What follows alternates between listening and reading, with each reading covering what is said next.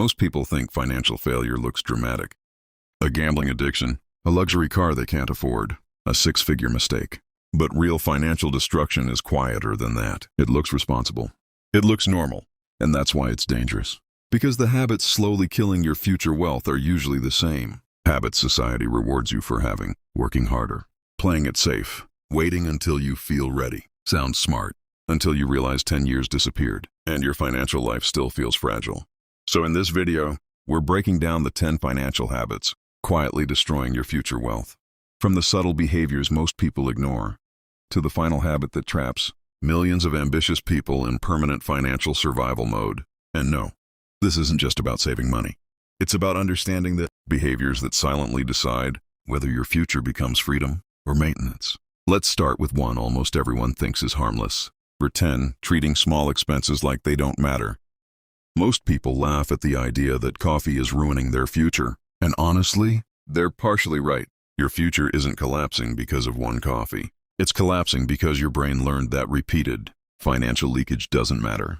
That's the real problem. Because wealth is rarely destroyed by one massive decision. It's destroyed by normalization, subscriptions, food delivery, impulse upgrades, convenience spending. Individually, nothing feels dangerous. But together, they quietly train you into unconscious consumption. And once spending becomes unconscious, wealth building becomes impossible. Here's the hidden cost people miss. Every unnecessary expense isn't just money lost. It's invested potential destroyed. A $200 monthly leak invested over 20 years doesn't stay. 200. It becomes tens of thousands of dollars that never had the chance to compound. That's the part people don't emotionally process. Not what something costs today, what it costs your future self. And the scary part? Most financially inconsistent people don't even know where their money goes anymore. They just know they're always trying to catch up, which leads to the next mistake. Number 9, increasing lifestyle faster than income. This one feels like progress. You start making more money, so naturally, you upgrade your life. Better apartment, better clothes, better car, more expensive habits. At first it feels motivating, like proof you're succeeding. But here's where people go wrong. If your lifestyle grows at the same speed as your income, your financial stress never leaves. You just scale your expenses upward. Someone making $60,000 can feel broke. Someone making $250,000 can also feel broke. Different numbers. Same pressure. Because the issue was never income alone. It was dependency. And lifestyle inflation creates one of the most dangerous psychological traps in personal finance. You begin needing high income just to maintain normal life. Not to build wealth, not to buy freedom, just to survive your own standards. That changes everything. Now raises don't create opportunity. They create temporary relief. And the worst part? Society encourages this behavior constantly. Every platform is teaching you how to look wealthy. Very few teach you how to become difficult to financially damage. Big difference. And that leads directly into another habit people mistake for responsibility. The 8, keeping too much cash just to be safe. This one sounds financially mature. People say things like, I just want security. Fair. But here's the contradiction nobody talks about. Excessive safety can quietly become financial self-destruction. Because inflation is not passive, it's aggressive. Every year your money sits idle.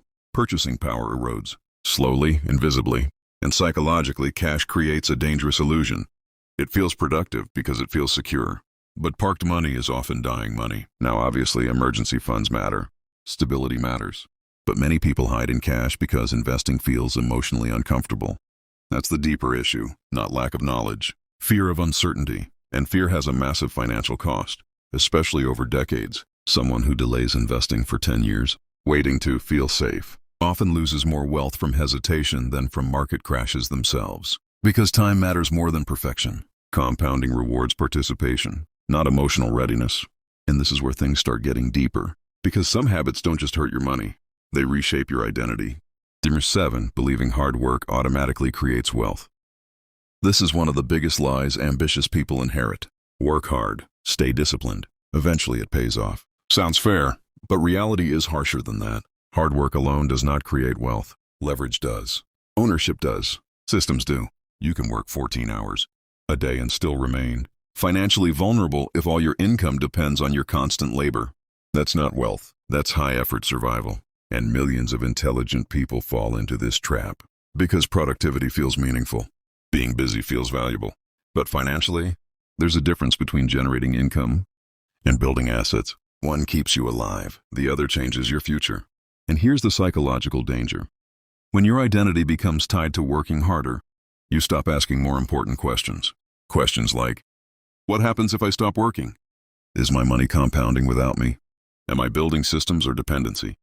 Most people never ask those questions because exhaustion disguises itself as progress. But eventually reality catches up, and this next habit accelerates that collapse faster than people realize. Number 6, delaying investing until you know more. This sounds intelligent, responsible even. People spend years watching finance videos, reading books, analyzing markets, and still never start. Because the real issue usually isn't knowledge, it's fear of being wrong. People want certainty before action, but investing punishes hesitation, especially long-term hesitation. Here's the uncomfortable truth. Your first investments will probably be imperfect. That's normal. The danger is waiting so long for confidence that compounding loses its most valuable ingredient, time.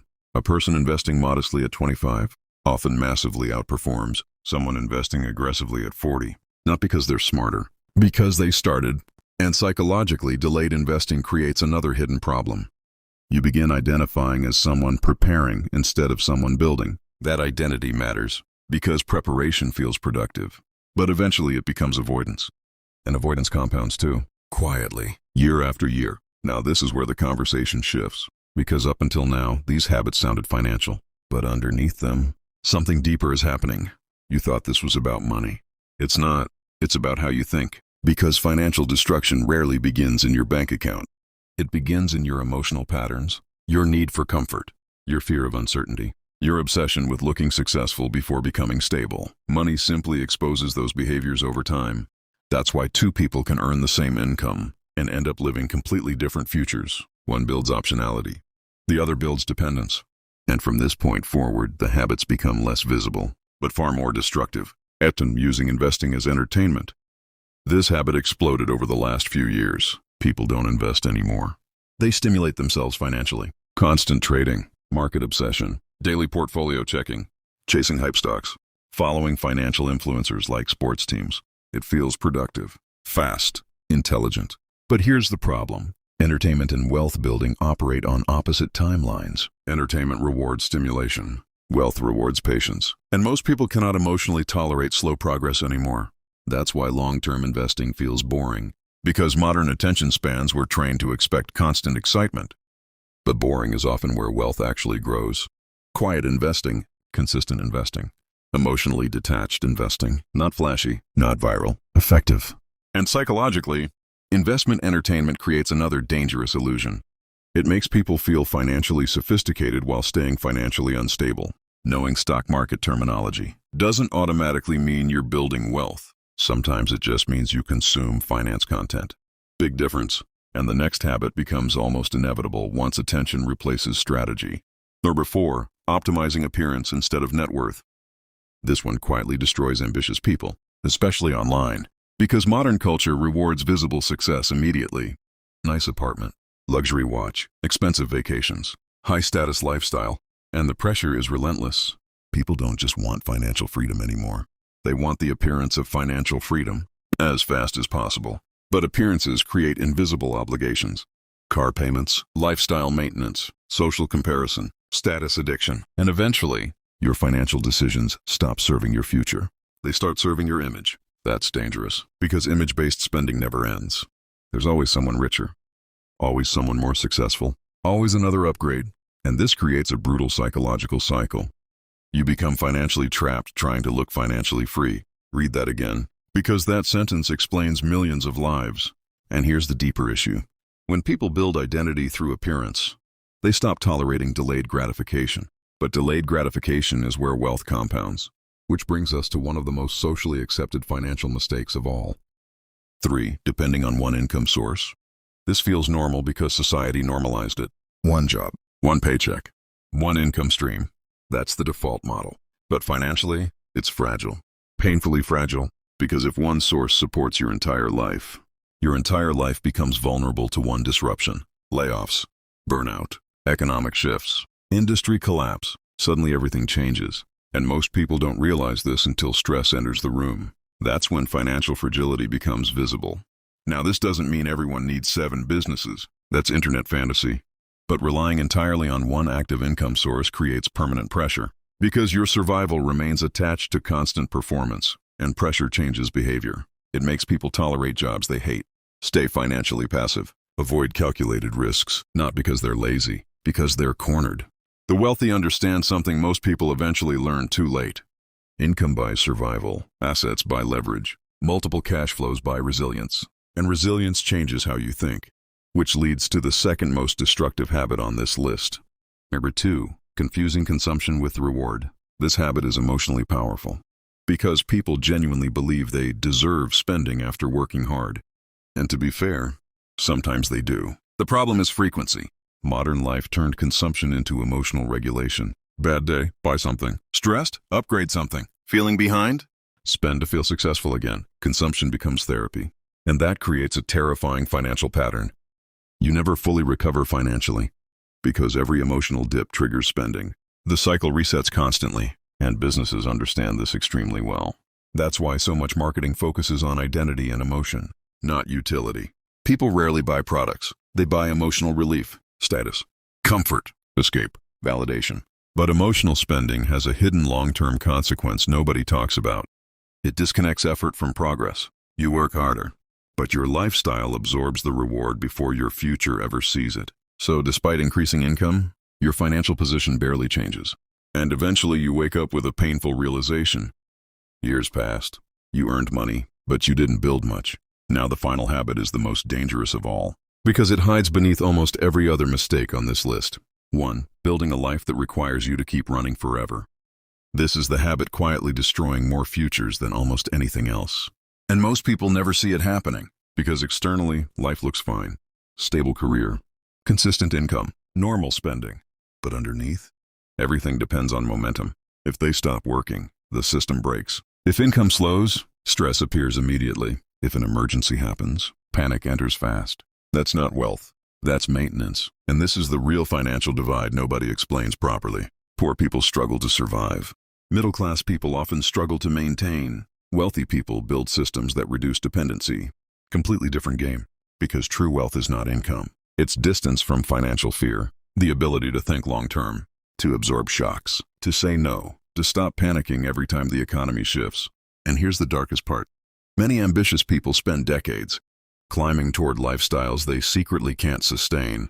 They sacrifice health, freedom, time, peace, just to maintain appearances and obligations. Then one disruption exposes everything. Job loss, recession, burnout, divorce, health problems. Suddenly the illusion collapses, because the foundation was never freedom.